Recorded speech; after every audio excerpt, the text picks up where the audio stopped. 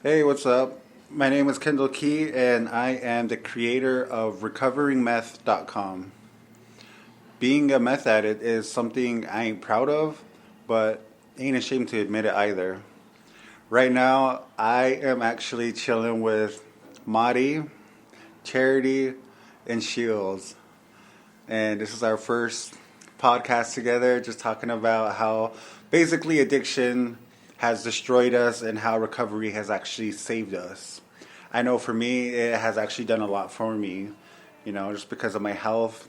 For those that are listening that don't know, I have congestive heart failure and was actually attached to a defibrillator for quite some time, 4 months almost. And right now, it got my health back and everything. So I'm just thankful to be where I'm at right now. I have 5 months, and I'm pretty proud of that. And I don't see myself letting that go anytime soon. Not for that chaos and that destruction that had came along with the lifestyle of meth. How about you, Marty? Hi, my name's Madi. I'm coming from being on the streets as well and being like on meth. I would be out there just begging for a hit, and I would be getting locked up, getting into fights, and I hear voices and I see things. I am currently diagnosed as schizoaffective disorder, and I wasn't getting the proper treatment, and I am now, and so my emotions are under control. I would throw tantrums, fits because I had gotten taken advantage of, and I would be yelling and screaming like "Don't touch me" and crying randomly. And since it was funny to them to have set me up, it was hard for me to like control my laughter as well. And now I'm able to sit in NA and AA meetings. Shields. Hey, what up? My name's Shields. I also came from the streets, half Hopi and half Santo Domingo, and I chose to live on the streets. Although I do have property, I chose to live on the streets for the fact that I was lonely and depressed at home, and my children were grown at the time. I was an empty nester, and I was pretty much bored and depressed at home, and I didn't want to be depressed and lonely at home, so I hang out with my homies on the streets. But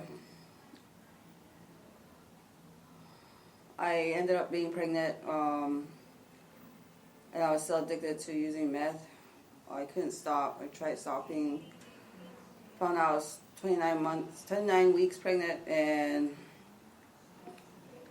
still couldn't stop. I was trying to get into a treatment center for pregnant women, but it never fell through. So I ended up having my baby girl, Dominique, and she's a blessing to me. I'm so grateful that I had her. Otherwise, I'd still be out there using.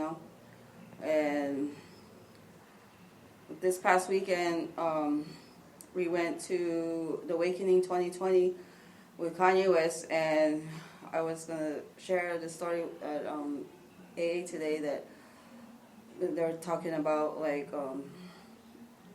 how you travel and you're always in your addiction and whatever. But mine was, I was always going to a concert. I was a concert guru, and it felt different to go to a concert without drinking alcohol, and it was actually, I had a good time. That's And what's up. it was so awesome that I could celebrate and be joyful and thankful at the same time, not actually craving or thinking about alcohol. And so also being thankful that for this program here at Richland, and for the people that brought me here through Sacred Grounds and Lutheran Indian Ministries. If it weren't for them, I wouldn't be here. If it weren't for Pastor Kevin, I give him all my gratitude. And my brother Philip, he's been there with me from the get-go, and be my biggest supporter. I'm just humble inside and thankful that I have my peer support here, and also my family support. My children are my big supporters. they call me and tell me that they're proud of me and what I'm doing, and they call me, tell me they love me and they miss me and stuff like that, and that just humbles me even more to finish my program out. And fortunately, I was lucky enough to get a job through Sacred Grounds, and they, I was looking for a job, but then that job just came to me. They just asked me one day, and I said yes, I would be a facilitator at Lieutenant Ministries and share whatever I have to share. But then I thought about it later on. I was thinking that it might mess up my access through my insurance. If it does, then I won't be able to finish my program here at Richland. So I decided to quit my job for a second and finish my program here, so that way I can complete successfully and get hired back on full time. So I'm really grateful for that, and thank you for listening. Heck yeah, Shields. That's good, because along with recovery comes plenty of opportunities. And Shields knows that firsthand, giving up a job because she knows she ain't ready just yet. She wants to finish her program. Now that sounds like dedication. How about you, Charity? I came from everything. Oh, my name's Charity.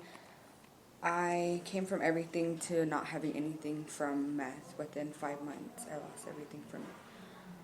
I went from being a preschool teacher to having my own house, my own car, to losing all of that within that short 5 months.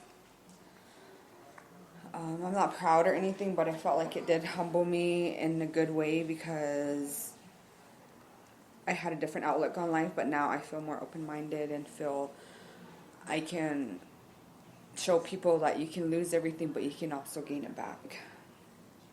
And then some. Heck yeah, that's a strong message. So, if you're listening and you can relate to any one of us or going through your own battle, don't ever feel like you're alone, because you're really not. I mean, we all come from different backgrounds, but we're all striving for one thing, and that's to rebuild our life. Mari, what would you say is the greatest benefit of being in recovery right now? My mind. I have my own head, my own mind, my own way of thinking. I'm not letting my emotions and my act on impulse have control over my life anymore. Heck yeah. If there's one thing you could tell somebody who is still in their addiction and they're thinking about treatment, what would be one bit of advice that you would give them? It's the most difficult thing you're ever going to do in your life, but what's more difficult is that you keep using, because you're just going to be going lower and lower and lower. The only way from the bottom, once you reach rock bottom, is up. So it's okay if you're at your lowest and you want to get out, because all is left is for you to go up. With that, I'll pass. How about you, Shields? What's one benefit of being in treatment for you?